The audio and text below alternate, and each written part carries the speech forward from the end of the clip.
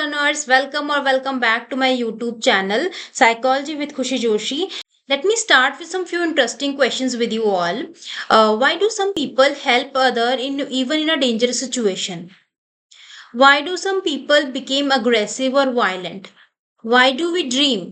ये सारे क्वेश्चन शायद आपको भी आते होंगे, आपके भी दिमाग में चलते होंगे कि ऐसा क्यों होता है. तो and the most interesting questions that is why do human behave in the way they behave do subject that tries to answer all these questions, that is psychology.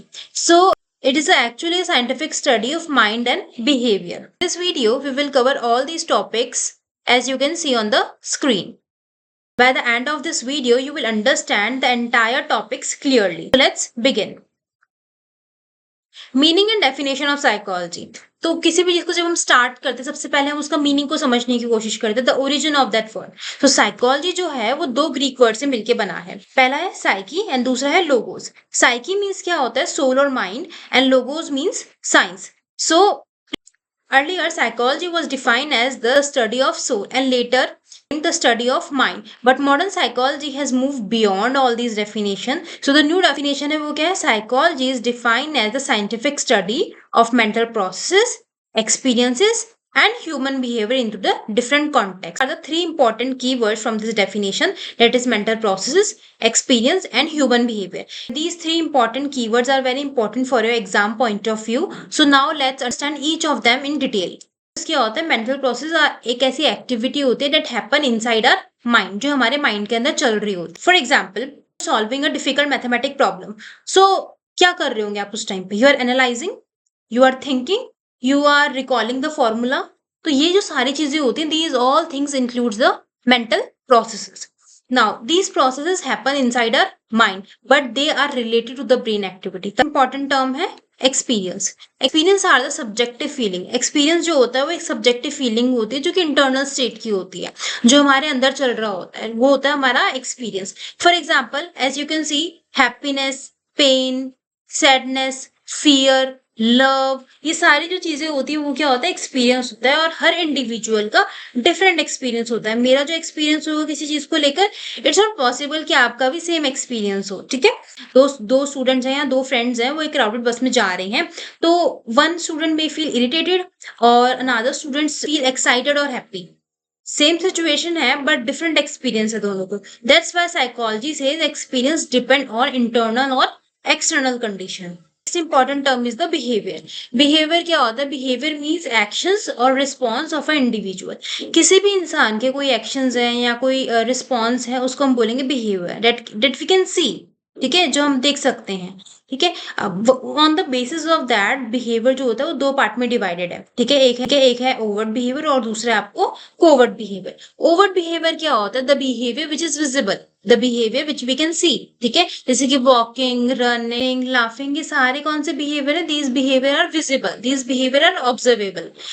On the other side, the covert behavior are those behavior which are hidden, जो हम नहीं देख सकते हैं.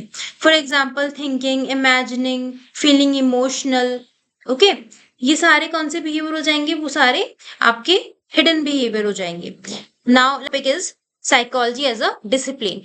Now the question arises, psychology is a common sense or it is a scientific discipline? So psychology is considered as a discipline because it studies the behavior in a systematic and in a scientific way. वो एक behaviour को systematic तरीके से scientific tools को use करके वो उसको पढ़ती है, समझती है. The ordinary people observe the behaviour, वो अपना जजमेंट दे देते हैं on the basis of their own personal experience और on the basis of their own personal opinion. But psychology जो है वो एक साइकोलॉजिकल डिसिप्लिन है, वो सिस्टमैटिक और साइंटिफिक तरीके से ही उसका एनालिसिस देती है. एक डेडिकेटेड शॉर्ट वीडियो बनाई है, तो आप उसको भी जाके चेकआउट कर सकते हैं, psychology as a discipline. Now, the most important historical fact, modern psychology became a science in the 1879. This year is very important according to your exam. In this year, 1879, Wilhelm Wundt developed the first psychological laboratory in Leipzig, Germany. Topic is psychology as a natural science. So psychology uses scientific methods similar to the natural science like physics and biology. So scientists follow the process called the hypothetic deductive model, which is this one. Okay, now let's understand this in a step by step. So as you can see, psychologist जो होते हैं वो theory हैं, ठीक है। तो theory कैसे, जैसे कि फॉर एग्जांपल साइकोलॉजिस्ट जो है वो डेवलप करते हैं थ्योरी, जिससे कि वो एक्सप्लेन कर सकें कि मेमोरी कैसे वर्क करती है। हमने इसमें मेमोरी का एग्जांपल लिया है, ठीक है। सेकंड में जो होता है हाइपोथेसिस डेवलप की जाती है। हाइपोथेसिस क्या होती है? हाइपोथेसिस एक ऐसी टेंटेटिव स्टेटमेंट होती है या टेस्टेबल प्रेडिक्शन होते हैं जिसको साइकोलॉजिस्ट और रिसर्चर टेस्ट करना चाहते हैं। थ्योरी बनाई है उससे, उसके बेसिस के ऊपर मैं हाइपोथेसिस बनाती हूँ। जैसे कि हाइपोथेसिस क्या है? Student information repeatedly will remember better. अब इसकी टेस्टिंग होगी जब हाइपोथेसिस बन गई, जब मैंने एक टेंटेटिव स्टेटमेंट दे दी तो उसके बाद में उसकी टेस्टिंग होगी। टेस्टिंग के अंदर क्या होता है? जब आप किसी चीज को टेस्ट करते हो तो आप डेटा कलेक्ट करते हो, एविडेंसेस कलेक्ट करते हो to test the hypothesis, hypothesis को टेस्ट करने के लिए। तो वहीं पे उसका जो रिजल्ट आता है, इफ द रिजल्ट, अगर रिजल्ट सपोर्ट करता है हाइपोथेसिस को तो थ्योरी बिकेम स्ट्रांग, और अगर रिजल्ट अगर सपोर्ट नहीं करता है हाइपोथेसिस को तो जो हमारी थ्योरी है वो कैंसिल हो जाएगी और रिवाइज थ्योरी बनेगी। ऐसे ही हाइपोथेसिस डिडक्टिव मॉडल यूज करके साइकोलॉजिस्ट ने लर्निंग की, मेमोरी की, मोटिवेशन की, इमोशन की थ्योरीज को डेवलप किया है। इन्फ्लुएंस ऑफ बायोलॉजी, बायोलॉजी का इन्फ्लुएंस क्या होता है? तो मॉडर्न साइकोलॉजी जो है has also use the biological tools. Biological tools क्या होते हैं? जैसे कि ईईजी और एफएमआरआई। ईईजी की फुल फॉर्म आप मुझे कमेंट्स में बताओ कि ईईजी की फुल फॉर्म क्या होती है। एफएमआरआई की मैं आपको बताती हूँ, functional magnetic resonance image. MRI, EEG, ये जो टेक्निक्स होती हैं ये हेल्प करती हैं साइंटिस्ट को to observe the brain activity. जैसे कि साइकोलॉजिस्ट जो हैं वो ऑल्सो कनेक्ट कर पाए न्यूरो साइंस के साथ में, आर्टिफिशियल इंटेलिजेंस के साथ में, कंप्यूटर साइंस के साथ। Psychology is a social science. Psychology is a social science. Psychology जो है उसको हम सोशल साइंस भी कंसिडर करते हैं। क्यों? साइकोलॉजी, ह्यूमन बिहेवियर जो होता है वो इन्फ्लुएंस होता है सोशल सोसाइटी के साथ में, सोसाइटी, कल्चर, ट्रेडिशन, इन सब के साथ में। तो साइकोलॉजी जो है, ह्यूमन का जो बिहेवियर है उसको हम सोसाइटी के कॉन्टेक्स्ट, सोसाइटी के पर्सपेक्टिव से भी हम उसको समझने की कोशिश करते हैं। जैसे कि के अंदर एक एग्जाम्पल दे रखा है रंजीता एंड शबनम का। रंजीता और शबनम जो है दोनों के केस के अंदर कैसे सोसाइटी ने, कैसे सोशल साइंस ने उन दोनों के डेवलपमेंट को अफेक्ट किया है। Topic is understanding mind and behaviour. तो अर्लियर जो है वो अवॉइड कर रहे थे माइंड के कॉन्सेप्ट को समझने के लिए, बिकॉज इट ऑब्जर्व नहीं कर सकते हो डायरेक्टली, क्योंकि उसकी कोई फिजिकल स्टेट नहीं है। नाउ बट मॉडर्न के अंदर दो इंपॉर्टेंट साइकोलॉजिस्ट आए, दो इंपॉर्टेंट साइकोलॉजिस्ट आए, Roger sphere and the Roger Penrose. ये जो दोनों साइंटिस्ट जो हैं इन्होंने हेल्प किया है अंडरस्टैंड करने के अंदर माइंड को। सो माइंड एंड ब्रेन के अंदर ये मैंने कुछ की डिफरेंस लिखे हैं जिससे कि आपको समझ में आए।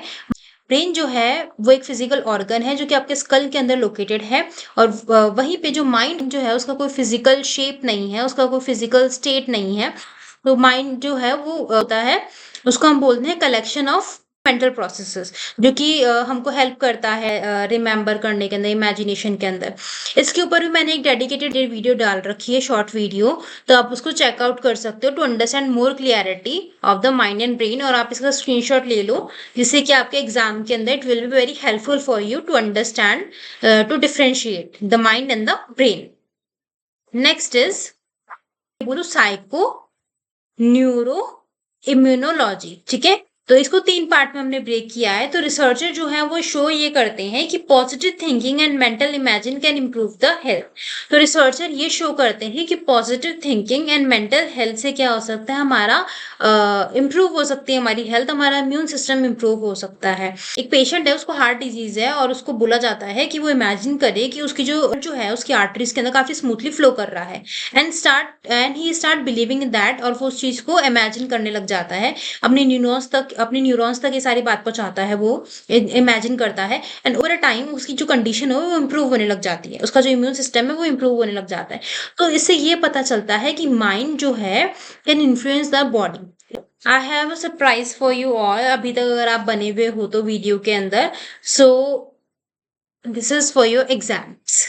एग्रीगेट कर रखे हैं वेरी शॉर्ट लॉन्ग क्वेश्चंस के अंदर, तो आप इनका स्क्रीनशॉट ले सकते हो और try to solve these questions. आप वीडियो ओवर होने के बाद में आप इन क्वेश्चंस को सॉल्व करने की कोशिश करो, और जिनका आंसर अगर आपको नहीं आ रहा है कमेंट्स में पूछ सकते हो। अगर आपको किसी का आंसर नहीं आ रहा है, कोई टॉपिक अगर आपको समझ नहीं आया है आज की वीडियो के अंदर, so you can ask me in the comments. Next part of this chapter we will explore evolution of psychology, branches of psychology and psychology in everyday life. So stay tuned, keep learning and take care. Bye.